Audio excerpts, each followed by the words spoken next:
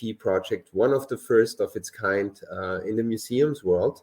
And I'll be happy to guide you through our project and give you an idea.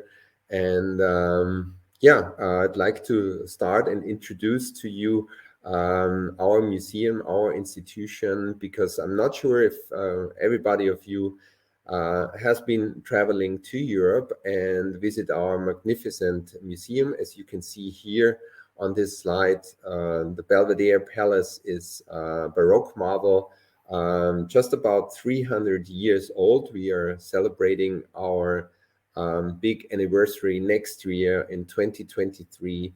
The Belvedere Museum celebrates its completion in 1723. The Belvedere Palace is the Austrian National Gallery,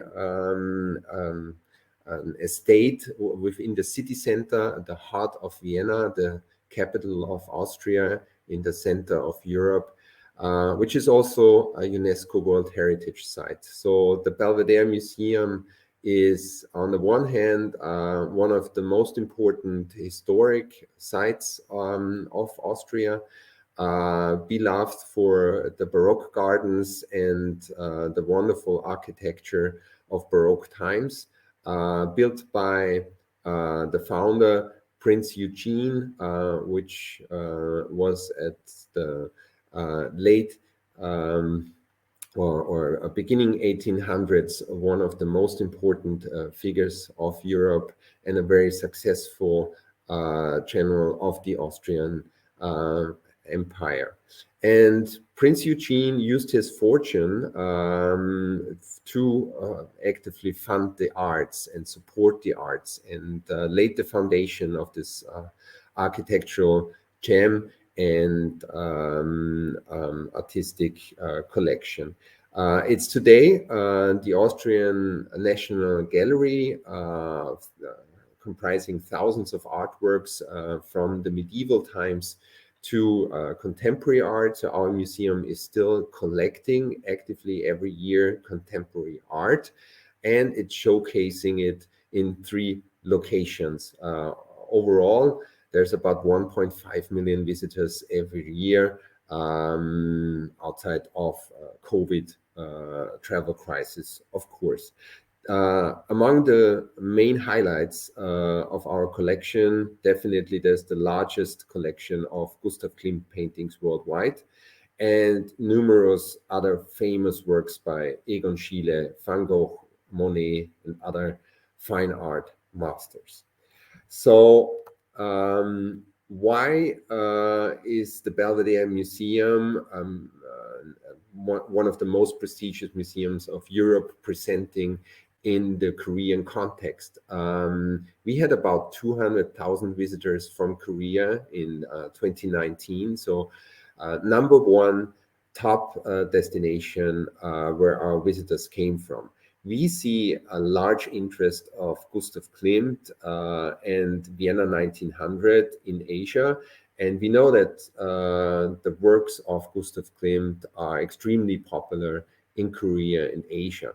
So one of the hints for that, for example, are Klimt immersive art shows popping up in Asia right now. The Theater de Lumière in Seoul, very successful exhibition, immersive art, digital art shown there on Gustav Klimt. And that's also why we just recently presented through media and partners our project in Seoul in May.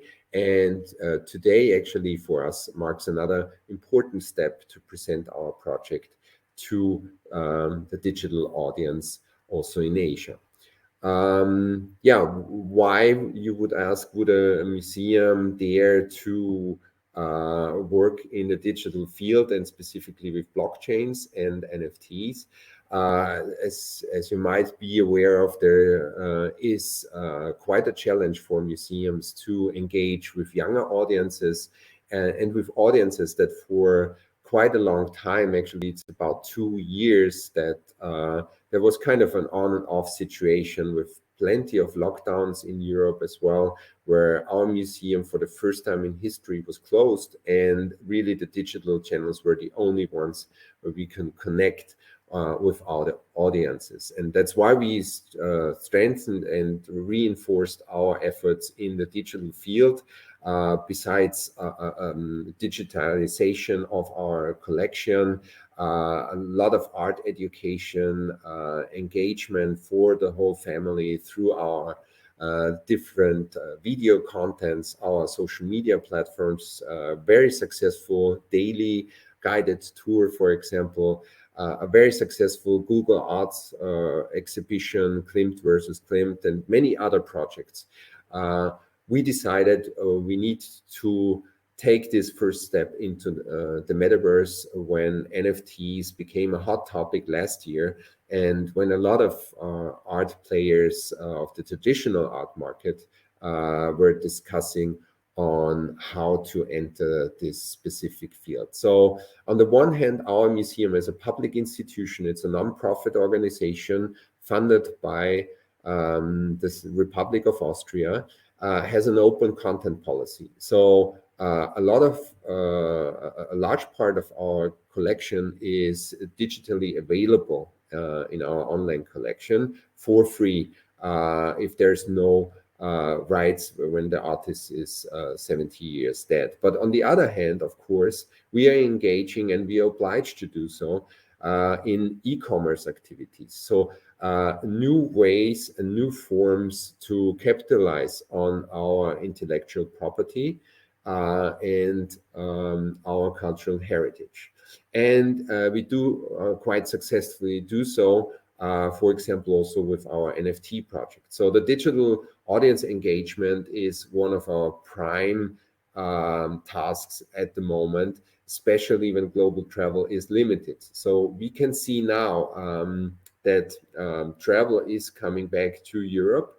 Unfortunately, at the moment, from Asia, it's there's still obstacles, and it will take some time until there's the full easy travel enabled again. We are experiencing difficult times in general on an economic and political level due to the war and the financial crisis.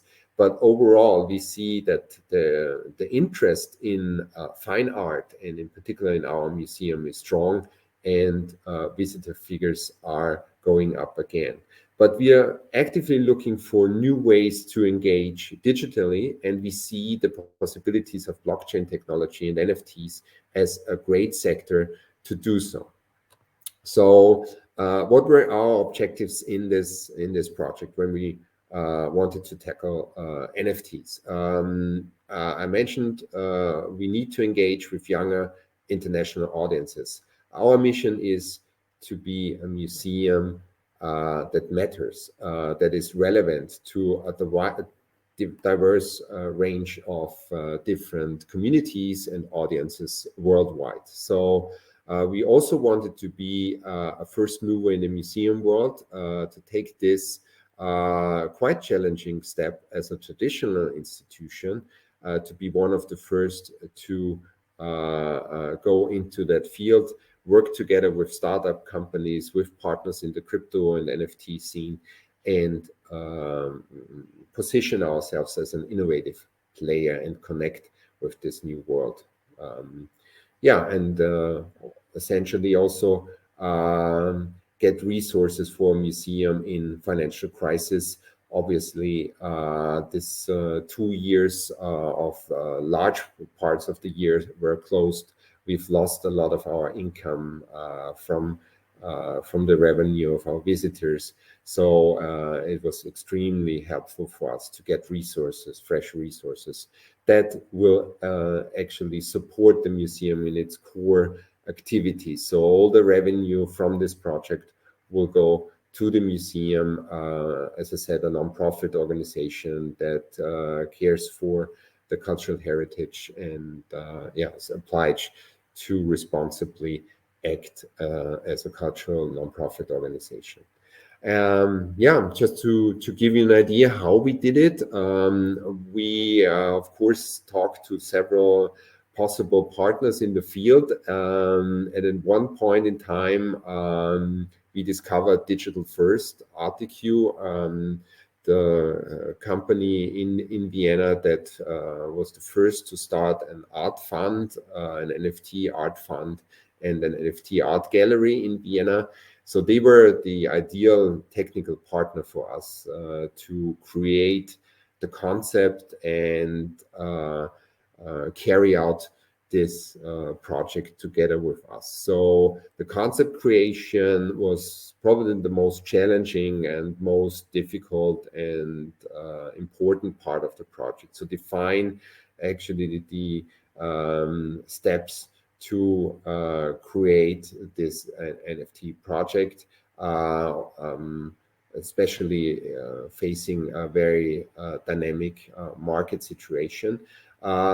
We had a quite rapidly set up project and execution, actually about 2 months only until we launched the project on Valentine's Day. As you've seen in the video, launching on Valentine's Day was just a perfect start for our drop. Yeah, and we've set up an in-house and external project management team to work on that project together. Let me just quickly show you some of the features of the KISS NFT. What we essentially did is not only taking this world famous painting and taken a digital image, but this digital image we divided into 10,000 tiles in order to enable a larger community to be set up and engage with this painting, and also highlight the fact that each individual piece is an artwork on its own. So we were quite successful in that, started a collection interest of owners that are looking for actively for finding the right items and the right parts of the image. So we are assigning every NFT at random. So every Friday night there's reveal night. You can buy this NFT anytime, every day online, but only once a week on Friday night there's reveal night. So this adds some tension and some expectation for what kind of NFT you will actually get. You can see here one of the tiles, which are, as I said, on its own already a very specific, distinct piece of art. And you can see, due to the high resolution image, what craftsmanship is behind this famous artwork. And it gives you an idea why it is so popular all over the world. Quite simply put, the KISS NFT is in 10,000 tiles. We have had as a museum, we are the only museum that can do such a drop, because the painting itself is owned by the Republic of Austria, and the Republic of Austria has given us this painting in our collection to display, and it will actually never be sold. The value of the painting itself can only be guessed and estimated, but it's very difficult, because this painting in the history of time was already painted by Gustav Klimt for the collection of the Empire and the Emperor of Austria. So it actually never really left the building and the museum, because it was never traded and became part of the collection. And it's such a national treasure that it will never be. So we are really the only institution that could accurately claim we do an exclusive drop of the KISS. That gives an extra authority to the project and an extra opportunity for art lovers and art enthusiasts that know this painting. Another utility when you buy an NFT is you get to add a dedication to your loved one that is actually shown online and on big screens in the museum. So a lot of the NFT holders already come to the museum and show their loved one the dedication, um, very close to the actual original the Kiss painting. So far, that's about 4 months in the project. We have already one-fourth of the NFTs sold. We have really gotten global media attention and recognition and acclaim as a thought leader and a trailblazer for actually a lot of other international museums, world-class museums, that are asking us for advice on how we did it. There's great learnings for us every day in this highly dynamic market, engaging with a new digital culture in Web3, and actively building on the success of this first drop. Right now, our focus is to make this project even more popular on international markets. We've seen that, particularly in Europe and the German-speaking world, we've received a lot of attention, but we feel like there is more potential still in Asia and in the US, particularly, and in other overseas markets. What we are working on right now. As you know, with crypto winter, this is a good time for building and consolidating the project. So we are working right now after a first international roadshow that I mentioned before. We went to Korea in May. We had a highly successful opening night at MetAms, the first Metaverse conference in Amsterdam in Europe.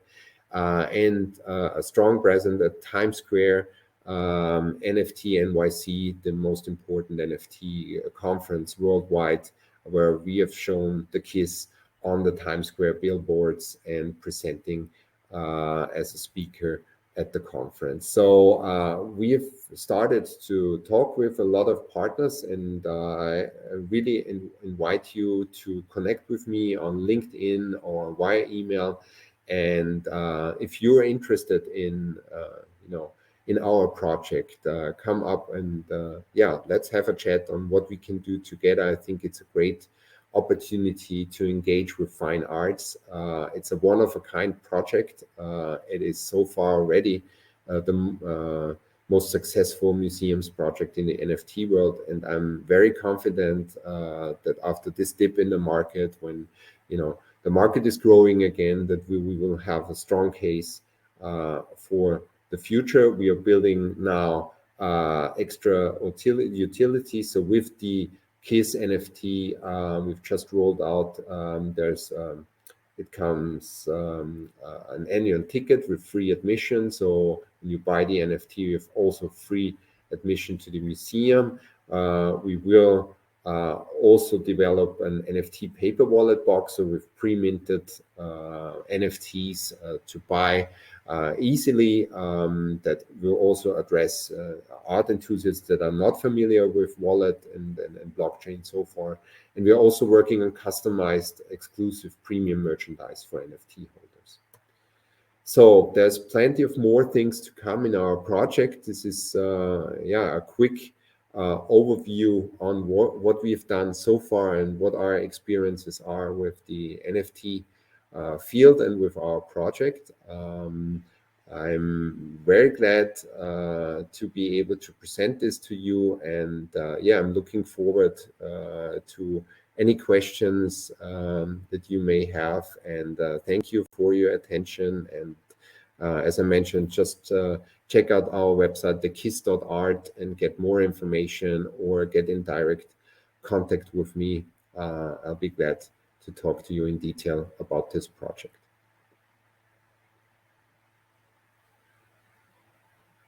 Hi, Marcus. Hi, Jivan. Thank you so much for the great speech. Thank you. Yep. Thank you for having us. Actually, now I prepared a few questions regarding your wonderful museum and NFT project. So I'll ask you the first question. As you explained in your speech, Belvedere is a historical museum with its history dating back more than 200 years.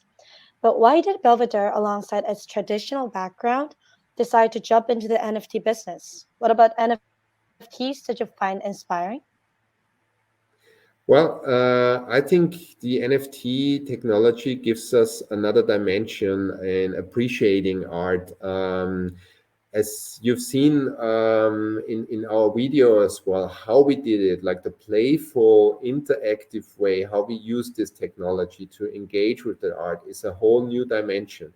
You are now, for the first time, able to own your own personal piece of a worldwide renowned image. So pretty much everybody on this planet will know this image, and you can actually claim for the first time to have a digital part of it. And that's, the beauty of this technology, giving you reliability and accountability for digital property. And so we found as a museum, to stay relevant for younger audiences, we also need to speak their language, and we need to engage with new technologies. And that's why I see like the blockchain technology something which is for me really a revolution in our age, to give a certainty, a dedicated specific element or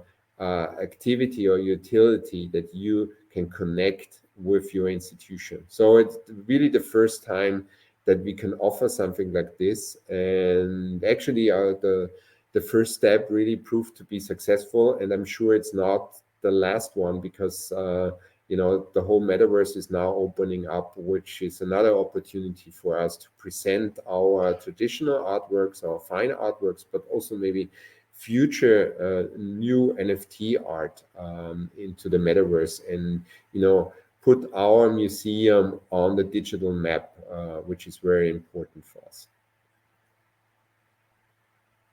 Thank you. I'm actually excited to hear some other more NFT projects from Belvedere. And I have another question. So, of many Yes. masterpieces the museum owns, why did Belvedere choose The Kiss by Gustav Klimt?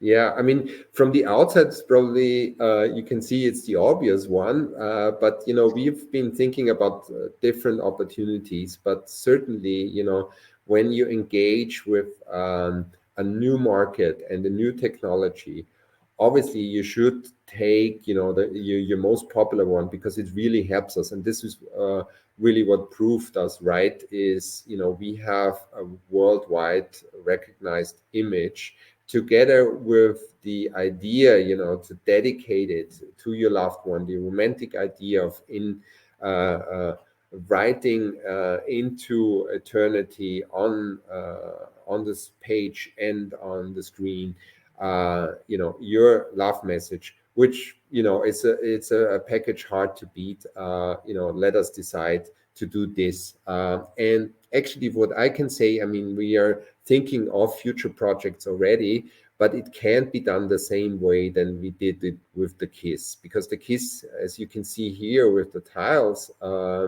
is so special. I mean, every part of this image individually is a piece of its own, with a very distinctive graphic design. So with another artwork of our collection, we would definitely do it in another way, in a completely different mode. But I think we found a good method here for the kiss, which is recognizable, but also very playful and interactive. So I think we've chosen the right work from our collection for this. Yeah, actually, The Kiss is one of my favorite art pieces too. Yeah, great. And how do The Kiss holders, who are likely to be the fans of the fine art, build community among themselves? And are there some interesting examples? Yes, I've really seen that there is two large groups of interests here. One is art enthusiasts who love this painting, like you do, and probably have seen it in the museum already, or always wanted to go, but are not so familiar with blockchain and NFT yet. So they don't know how to actively engage. They're very interested. So for those people, we've really helped a lot with tutorial videos, with guides, how to really help them to set up a wallet and actively engage with the NFT world. On the other hand, there's a group of NFT collectors who are collecting and trading and know everything about this.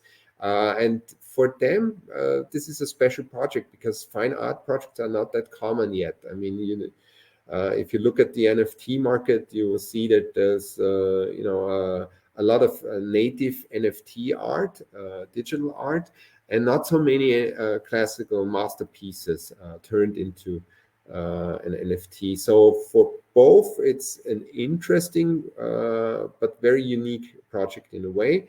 What we did to build up the community, I mentioned the utilities involved. So it's after 4 months in the market, it's just starting up, to build up a community. There's NFT holders coming to the museum, finally be able to visit it again and also see their dedication in the museum. We've had a first AMA session, Ask Me Anything, where we had a YouTube live streaming for all NFT holders to report on the progress of the project and explain the roadmap and the next step.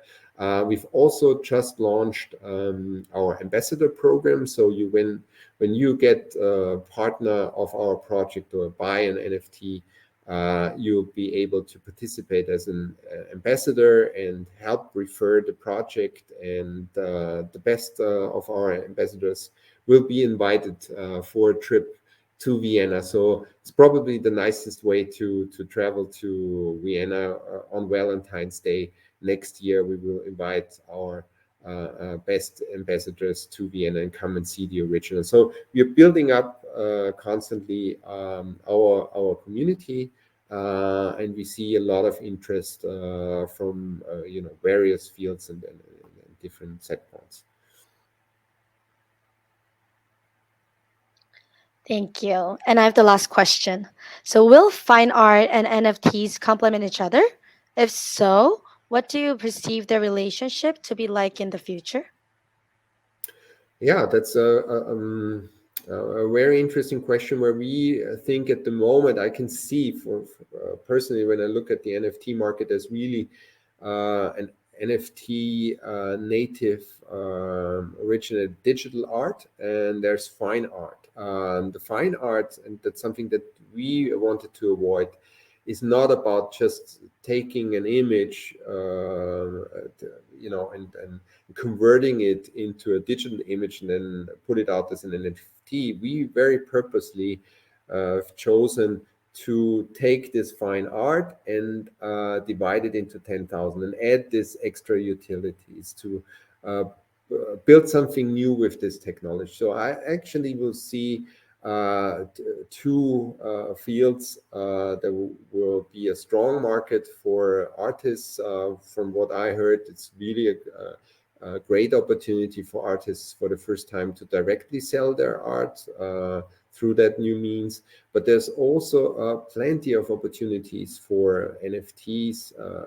For the fine art sector, and I think that's only the first step that we've taken here. And there's many more utilities and opportunities to engage with that technology to reach out to new audiences. So I think there will be a more diverse landscape in the next years to come, but the ground breaking technology of blockchain will enable a lot of new opportunities. So there will be definitely a market for new digital art, but there will also be some market for fine arts and new ways for a museum like us to engage with audiences through the content that we are having and make it relevant on their terms, on with their technical means, and in their words and in their channels. So I see a great future. I know it's quite a difficult time at the moment. But as I said, I mean, the market is very dynamic, and we are an institution that is 300 years old almost.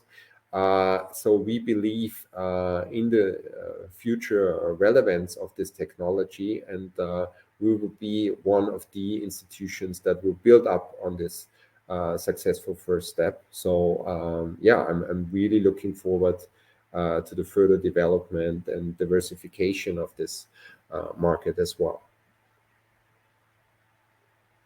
Yeah, I totally agree with you. Thank you so much for insightful answers for Q&A session. And Thank this you. is it for our questions. And thank you so much. And I really appreciate, and I'm so glad that you participate in our conference as a speaker. Thank you. Thank you very much. All the best.